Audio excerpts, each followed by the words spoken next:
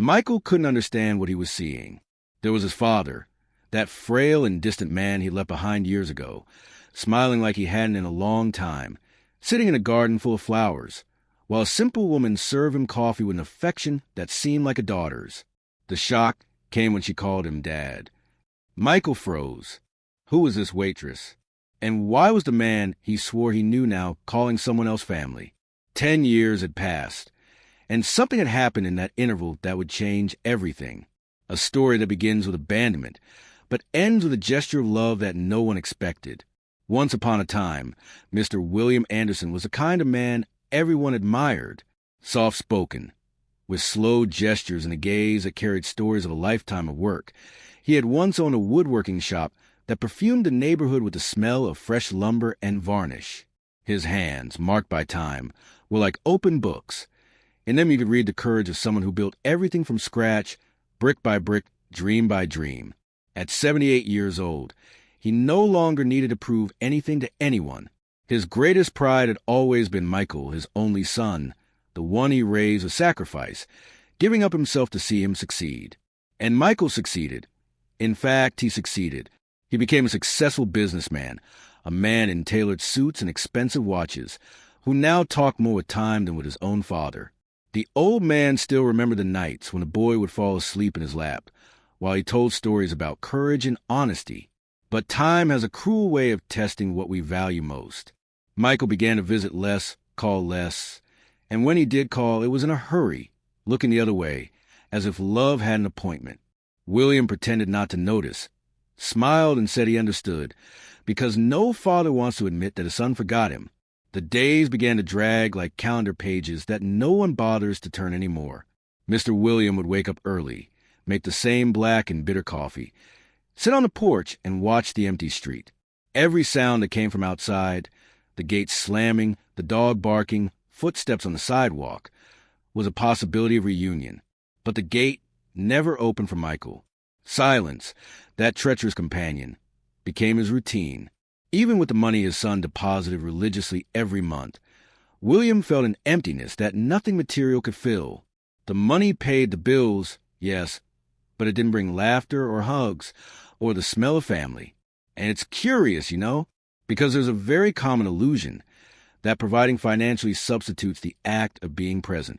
But anyone who has lived as long as Mr. William knows, time is the most expensive currency that exists. And he watched his own life pass by like a train he could no longer catch. He would sit in the leather armchair, look at the clock on the wall and murmur, "He must be busy, it's work." Try to justify the unjustifiable, like every father who loves more than he is loved. As the weeks went by, the old man began to find refuge in memories. He would take out old photos from the trunk, clean the frames, and smile at the boy who once ran through that same backyard shouting Dad.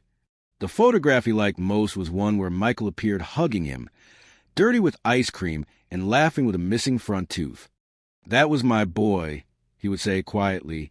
But as the wrinkles increased and the house became an echo of longing, William realized he could no longer wait for phone calls that wouldn't come.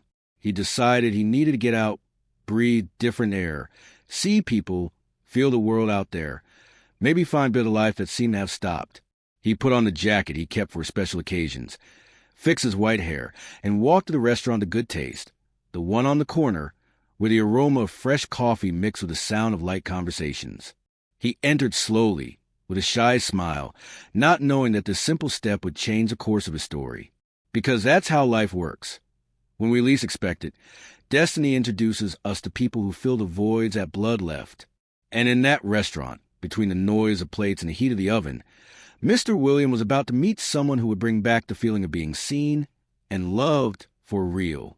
Sarah Martinez was 34 years old and had a tiredness that didn't fit in her body. She was the kind of woman who didn't stop for a second, not out of ambition, but out of necessity. After the divorce, life had forced her to be stronger than she wanted. She worked double shifts at the restaurant of good taste, serving steaming dishes and polite smiles, while hiding a silent storm inside. Bills piled up in the drawer, rent increased, and still, she kept going, because stopping was a luxury she couldn't afford. Between one tray and another, She observed people with that attentive look of someone who sees more than others.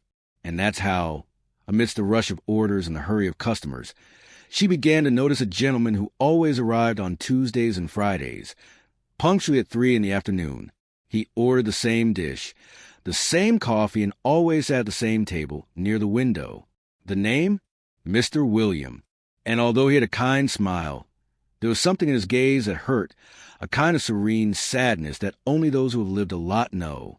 Sarah learned to recognize loneliness even when it comes disguised as friendliness. And Mr. William, with his polite manner and trembling hands, was a living portrait of that. He never complained about anything. He thanked for each dish with a sweetness that contrasted with the hurried world around him. While other customers lived glued to their cell phones, he watched the movement of the street, the couples passing by, the children running in the plaza across the street. Sometimes, Sarah would catch him staring at nothing, like someone conversing with memories. There was in him a longing that had no name, an absence that wasn't said out loud. And somehow, she saw herself in that gaze. Because deep down, both carried the same emptiness. Hers may of a love that ended, his of a love that time took away. It's curious how completely different people can recognize each other in pain. Sarah, even without understanding why, began to wait for Tuesdays and Fridays, as if they were pauses in chaos. It was on those days that she felt her work made sense, because serving Mr. William was more than delivering a dish. It was welcoming a story. Over time, that presence became almost a beacon in the middle of gray routines. The restaurant would be full, the boss impatient, the clock screaming the end of the shift. But if Mr. William walked through the door, Sarah would take a deep breath and open a sincere smile, one of those born from the soul. She began to memorize his preferences. Warm coffee, not too sweet, cheese bread cut in half, and a special taste for the apple pie left over from the day before. Small details, yes, but they became bridges between two lives that were already tired of waiting for something new to happen. And the most beautiful thing is that, without realizing it, their routines began to intertwine. She served and he thanked. She smiled and he responded with that grateful look. And, even without saying anything, they knew there was something special there, something that went far beyond a served table. It was as if destiny had prepared a silent encounter between two wounded souls who, little by little, would find a way to heal each other. Sarah always believed that people show who they are in the details. And it was in Mr. William's small gestures that she began to see a man full of tenderness, but surrounded by silences. With each of his visits, she noticed something new. A more tired look, a longer pause before smiling, a discreet sigh while looking out the window. Little by little, the waitress stopped treating him like just another customer and began to care for him as if he were part of her routine, almost like a distant relative. She couldn't explain why, but she felt she needed to be there for him. She began to serve the coffee a little hotter on cold days and leave it sweeter when she saw him downcast. She saved an extra piece of apple pie from the day before and served it with an affection that isn't learned in restaurant training. It's the kind of kindness that only comes from someone who truly sees the other. One day, Mr. William commented about his late wife, Rose, and his eyes filled with tears.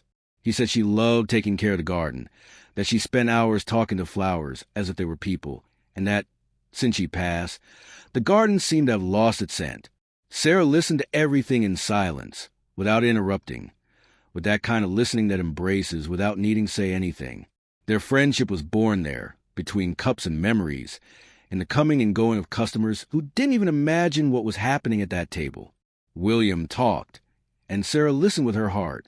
She didn't just listen, she felt, and in each of his stories, she saw a kind of mirror for her own story. The loss of Rose reminded her of the loss of the love she left behind in the divorce.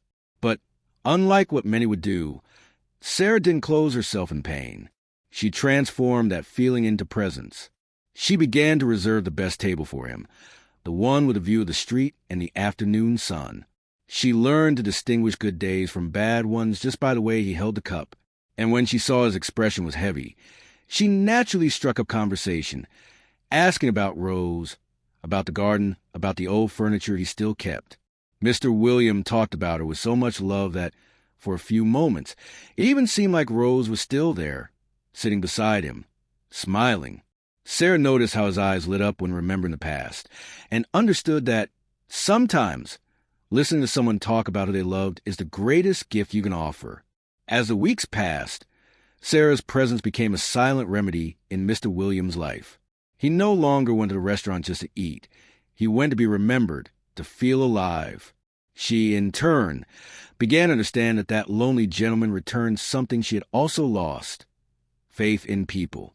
When he talked about Rose, she realized that true love exists, yes, even though time insists on testing it. And when she served him with patience, she saw how his eyes filled with gratitude. Not the gratitude of someone receiving a favor, but of someone who feels seen again. Sarah began to write down little stories he told, phrases that touched her deeply. One day, he said, "The secret of life is not letting the heart grow old, even when the body is already tired." That phrase stayed with her, and that's when something changed. That exhausted waitress, who previously saw her work as an obligation, began to realize that serving could be an act of love.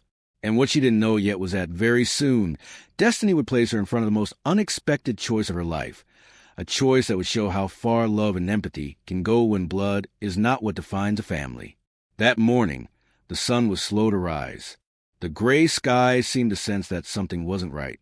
Sarah was surprised when she realized that Mr. William didn't show up at the restaurant.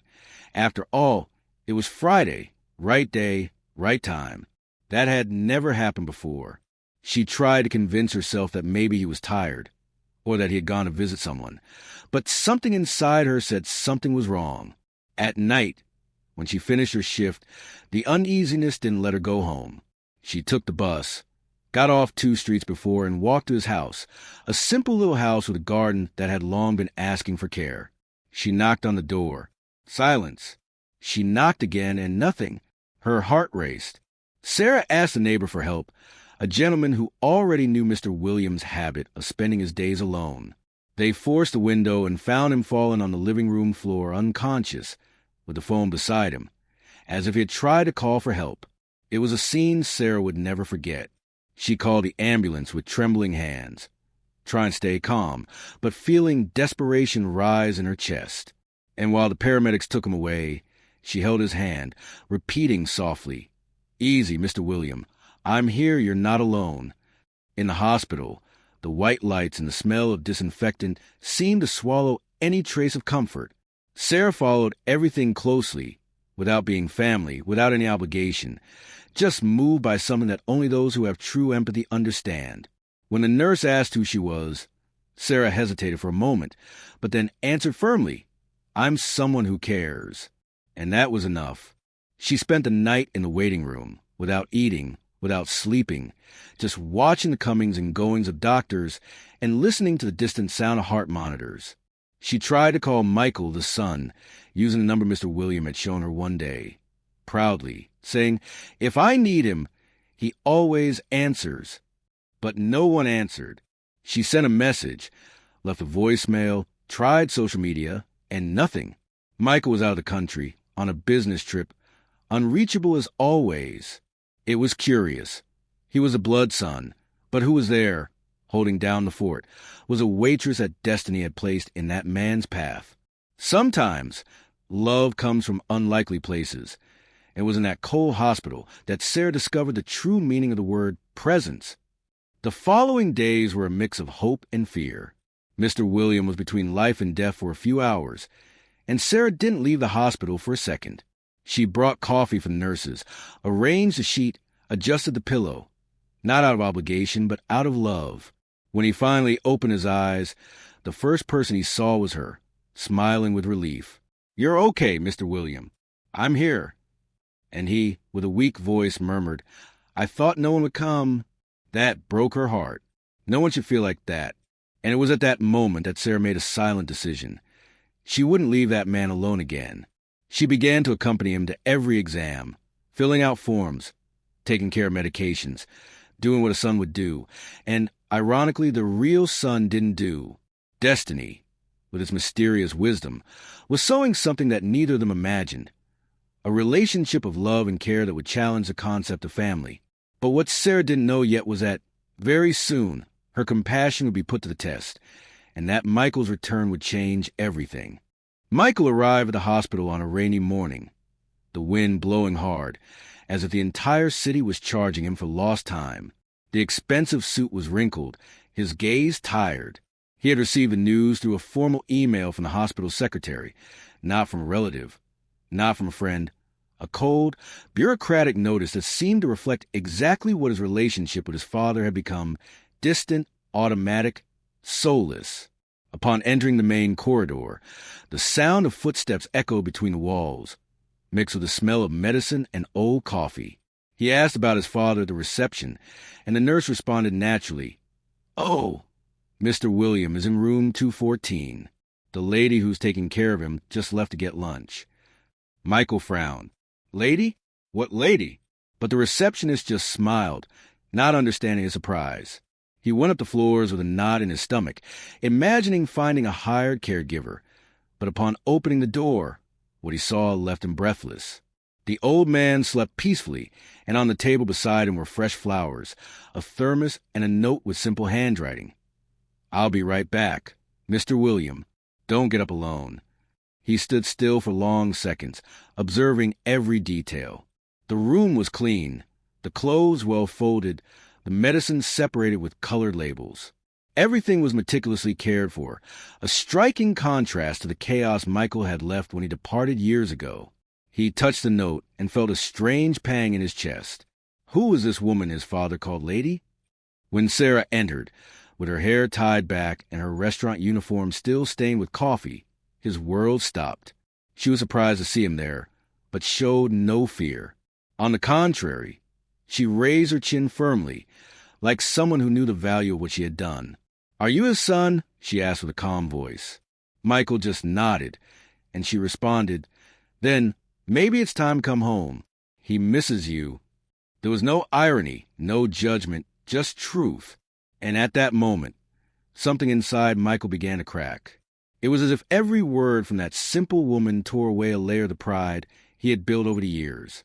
In the following days, Michael began to spend time with Sarah almost every day at the hospital, observing the way she treated his father, with a tenderness he himself didn't remember receiving. She spoke to the old man in a sweet but firm way, gave him soup, told him stories from the restaurant, made him laugh with little silly things. Michael watched everything in silence, like a stranger seeing his own house being rebuilt by someone from outside. There was something unsettling about that simplicity. He, accustomed to million-dollar contracts, meetings in skyscrapers, and cold dinners in luxury hotels, felt small before the greatness of that woman. Sarah had no money, no status, but she had something his father, and maybe himself, had needed for a long time: presence, affection, and truth. The most curious thing was that Mr. Williams seemed rejuvenated. He talked more, laughed more, and when he mentioned her name, his eyes filled with brightness. And it was on an ordinary afternoon, while Michael watched the two talking, that Mr. William introduced him with pride. "This is my son, Michael.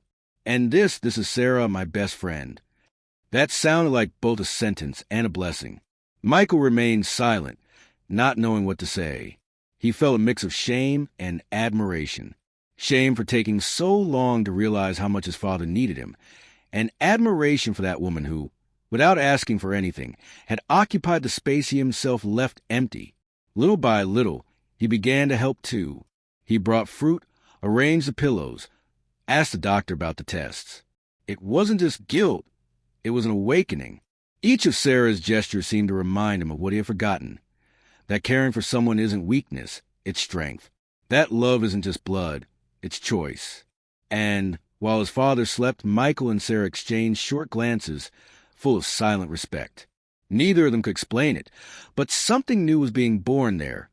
Something that would change not only Mr. Williams' destiny, but theirs as well.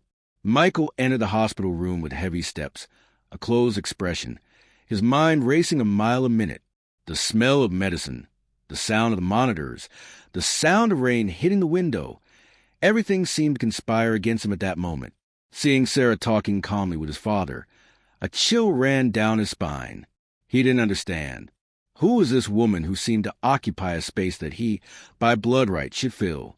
He swallowed hard, trying to maintain the posture of a successful son, but insecurity gnawed at every word he thought of saying.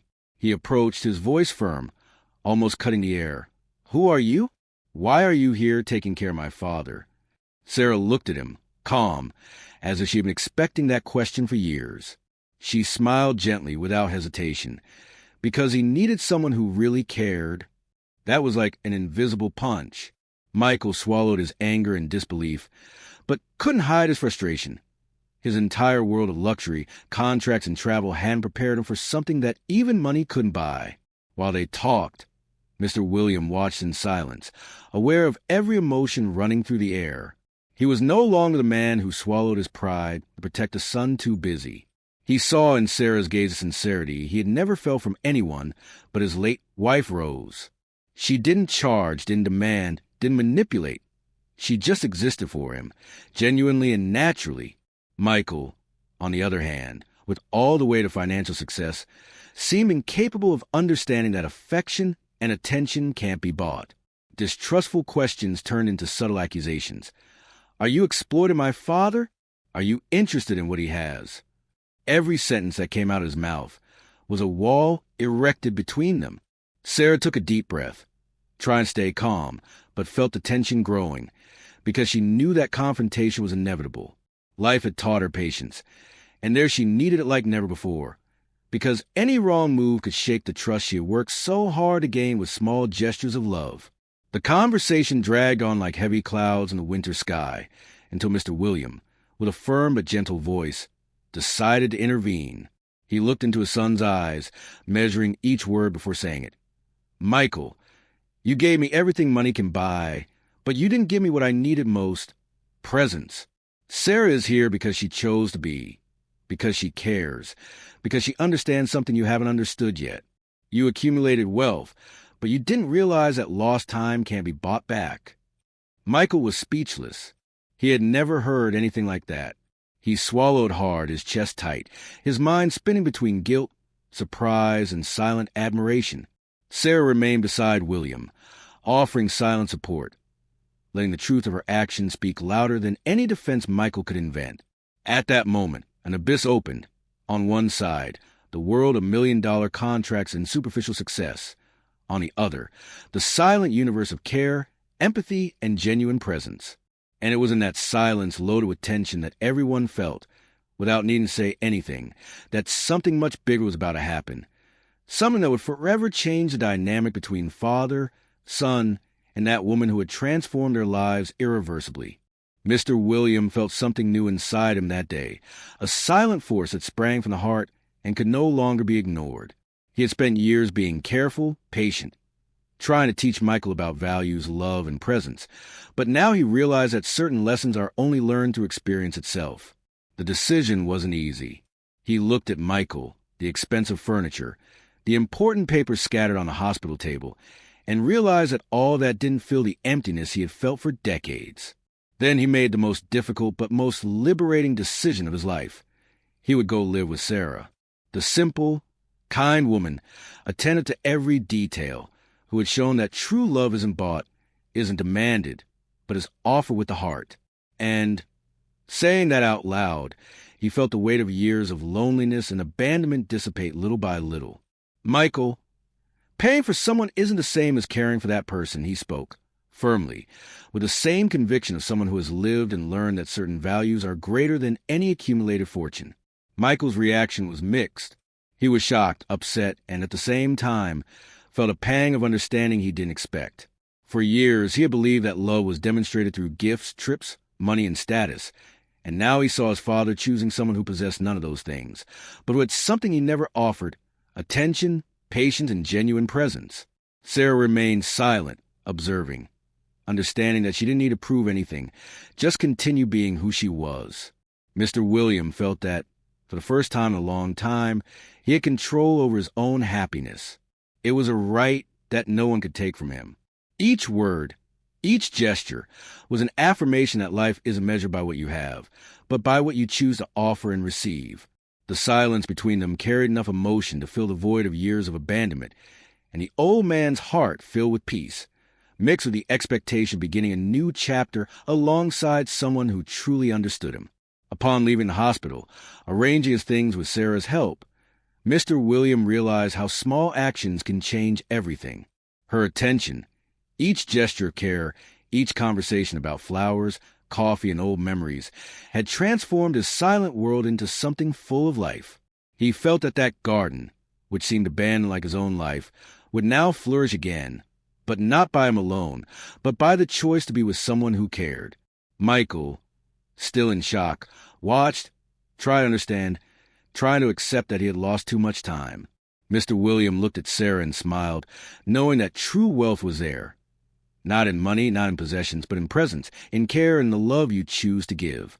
And as they walked out of hospital, the feeling of starting over floated in air, a new chapter, full of learning, tenderness, and genuine connection, waiting to be lived, showing that life always gives opportunity to those who have the courage to choose what really matters. Michael sat in the hospital chair, finally alone with his father and with the weight of years of absence weighing on his shoulders. For the first time, he clearly saw the difference between offering things and offering presents. He realized that all the effort, all the accumulation of goods, the luxurious trips, the expensive cars, and the sophisticated dinners had never managed to fill the empty space that his own lack of attention had left. Mr. William looked at him with eyes that mixed patience and firmness, like someone who speaks not just to correct, but to teach, to show a truth that only life is capable of revealing. "Michael," he said, his voice firm but gentle, "time isn't something you buy back, but something you choose how to spend." That pierced Michael like a silent blade, cutting through pride, hurry, the excuses he himself had been inventing all those years. Every second he had spent away from his father, every commitment placed ahead of family, every message not sent, every visit not made, everything appeared like a line of pieces that didn't fit together, and the emptiness he had felt all his life became impossible to ignore. As he listened, Michael felt a mix of shame and admiration. Shame for everything he didn't do, for every day he let pass, and admiration for Sarah, for his father, and, above all, for Mr. William himself, who, even after so much abandonment, still found strength to teach. He realized that wealth and status were fragile before simple gestures, those that aren't bought in stores, that don't fit in bank transfers, that aren't taught in business schools. They were there in the form of a cup of coffee served with attention, in the care of a silent gesture, in the gaze of someone who listens without hurry, in the hug given without rush, in the smile that says, "I care." Michael began to understand that everything he had built in his material life could never substitute what his father had found in Sarah: genuine affection, real care, constant and sincere presence. Those simple and profound lessons, which are behind everyday moments, were now before him as a revelation that couldn't be ignored. In the following days, Michael began to observe each of Sarah's gestures and realized that real life isn't measured by what you have, but by what you offer. He saw his father smiling more, talking more, helping neighbors, regaining the joy that had been lost in the years of loneliness. The small actions, which to him before seemed insignificant, were actually the essence of life. Michael understood that it didn't matter how many deals he closed or how much money he accumulated. If he wasn't willing to invest time, attention, and love in the people who matter, all of that wouldn't be worth anything. And as he reflected on every lost day, every hug he could have given, every conversation he could have had, he realized that this experience transformed not only the relationship with his father, but also his own understanding of who he wanted to be. The shock of perception was painful, but also liberating. Finally, he understood that true wealth wasn't in bank accounts, but in the time chosen, in the love offered, and in the dedicated presence, and that life still gave opportunities to correct what before seemed lost, opening the way for a new beginning that no one could buy or control. 10 years passed since those days of hospital and difficult choices, and Mr. Williams' life had transformed in a silent but powerful way. At 88 years old, he lived with Sarah, that woman who had appeared at the right time, with patience, empathy, and genuine attention. The house was full of flowers, like the garden he and Rose once cultivated together, but now it bloomed with new colors, full of life and joy, reflecting the energy of a relationship built on affection and presence. Every morning, he woke up early to water the plants, talk with the neighbors, and help whoever needed it. Simple gestures that spread gratitude and recognition throughout the neighborhood. Sarah, always by his side, organized a routine with delicacy, cooked his favorite meals, and kept the house full of human warmth, transforming the home into a true refuge of love. And Mr. William, with the calm smile of someone who learned to value what's essential, seemed to have rediscovered the youth of the soul. Michael, for his part, began to visit more frequently, bringing with him his daughter Emma, a curious little girl full of energy, who quickly grew attached to her grandfather and Sarah. The visits were no longer formal or rushed. They were moments of connection, games in the garden, stories told on the couch, shared coffees, and memories revisited with laughter and hugs. Michael realized day after day that wealth and power don't substitute affection and presence, and that lost time couldn't be bought, but could still be recovered through attention and genuine love. Mr. William became, in a way, a mentor to Michael, showing that true affection is built with small actions and conscious choices, and that happiness doesn't depend on status or fortune, but on connection and care with those we love. Sarah, silent and firm, watched that reconstruction, knowing she fulfilled her role, not just caring for Mr. William, but returning to the family the awareness of what really matters. Life from then on became a harmonious routine full of meaning. Each day brought small victories, the garden growing, neighbors smiling, shared meals, stories that repeated with joy, and the certainty that chosen love is stronger than any obligation or blood tie. Mr. William, although elderly, felt active and useful, loved and respected, living his last years with a peace that only attention and sincere dedication can provide. Michael, now more aware and present, allowed himself to learn from his father's wisdom and Sarah's generosity, building a new relationship with time, with love, and with family. And as everyone looked at that garden, at Mr. William's smile and at the silent complicity between him and Sarah, they realized that real stories of care, empathy, and friendship can transform entire lives, showing that family isn't just blood, but also choice, dedication, and heart. That home, full of laughter and memories, was living proof that true wealth is measured in gestures and attention, and not in material goods. The life of Mr. William and Sarah became a silent example of how small actions can transform entire lives. 10 years later, the old gentleman who once felt abandoned found himself surrounded by love, affection, and daily attention. Each of Sarah's gestures, each coffee served with care, each conversation shared about memories and stories, showed that true happiness is in simple things, in choices made from the heart. The garden that before seemed forgotten bloomed in vibrant colors, reflecting the joy, care, and dedication she brought to his life. The neighbors who witnessed this routine realized that harmony was a result of genuine presence, of attention to the other, and not of money or status. Mr. William, now 88 years old, smiled every day beside Sarah, feeling that old age could be light, meaningful, and full of affection, as long as you choose to be with people who really matter. Michael, who before believed that his wealth and power substituted everything, began to understand the difference between possessing and caring, between paying and loving, between being present and just existing in the same physical space. The visits he made with his daughter Emma became moments of learning and reflection, an opportunity to rescue the lost bond and teach the next generation that time is the most precious resource anyone can offer. He began to value each gesture, each word, each shared moment, realizing that real life isn't in bank accounts or social status, but in dedicated attention, in stories heard, and in care actions that repeat daily. Sarah, for her part, continued to act naturally, showing that empathy and genuine love don't demand recognition, just consistency and sincerity. And so, the story of Mr. William, Sarah, and Michael leave a lesson that echoes beyond the pages and narratives. True wealth isn't measured in material goods, but in the capacity to choose what matters and nurture relationships with love, dedication, and presence. Family isn't just who shares blood, but those who walk beside us, who care, who make us feel seen and loved. Each gesture of care, each word of attention, each moment of sincere listening is what builds moving stories, transforming lives and creating memories that time cannot erase. The choice to love, care, and be present, even without obligation, is what makes life worthy and full. And, in the end, everyone who witnessed this journey learns that when you choose to love and care for someone with your heart, the reward is greater than any fortune. It's the peace, connection, and true happiness that only genuine affection can provide. After following the story of Mr. William, Sarah, and Michael, a question remains. How much time do you dedicate to the people who really matter in your life? Could it be that wealth, status, or obligations occupy too much space, leaving aside what's essential?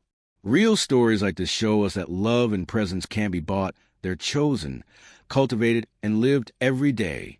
The waitress who entered the life of an elderly man proved that true family is the one we care for with our heart, and not just by blood. Small daily gestures of attention and affection can transform lives, and yours too. Look at the people around you. Choose to be genuinely present and reflect. What will be the next step you'll take today to transform someone's life with the simple power of presence? And if you felt touched by this story, subscribe to the channel and turn on notifications to continue learning and being inspired by moving stories like this.